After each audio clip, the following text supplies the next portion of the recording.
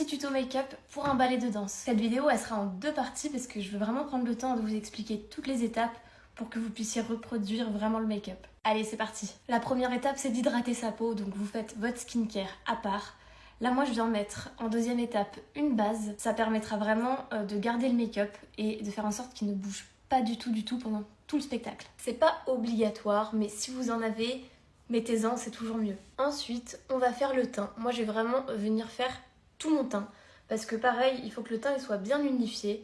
Donc moi j'ai la peau déshydratée, je prends un truc qui hydrate en même temps quand même. Il faut surtout pas oublier que quand on est sur scène, on est de loin et donc il faut que le make-up il se voit bien. Donc ce sera pas le même make-up que si je me maquillais dans la vie de tous les jours.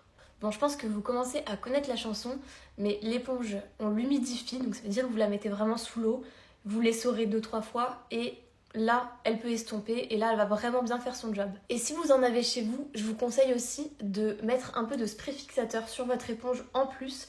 Comme ça, pendant que vous estompez, ça vient aussi fixer le make-up. Une fois que le teint est bien estompé, on va passer au blush. Moi, j'aime bien assortir les yeux, le make-up, etc. Comme on va partir sur des yeux dans les tons un petit peu corail, je vais venir prendre mon ombre à paupières.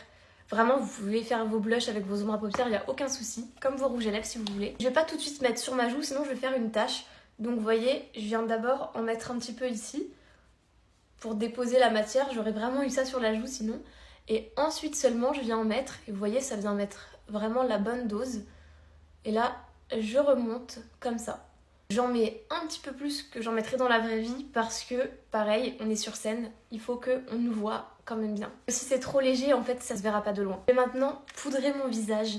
Alors, aux endroits clés seulement, je vais mettre donc ici, c'est vraiment la partie des cernes. Sur les côtés, les ailes du nez, donc là, mon autre œil, le menton et le front. Moi j'ai ça, mais vous pouvez vraiment passer avec n'importe quelle poudre libre avec un petit pinceau. Ensuite, je prends mon bronzer et je vais vraiment venir le placer sous mon blush. Le make-up, c'est vrai que c'est important parce que ça vient aussi aider à donner des expressions sur scène, donc c'est à pas négliger. Moi, je vous conseille aussi de redescendre ici, donc vraiment faire cette forme.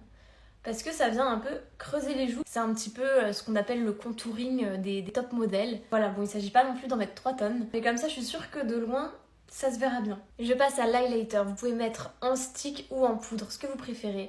Je vous conseille d'en mettre sur le nez, comme ça. Et un petit peu en haut de l'arête du nez.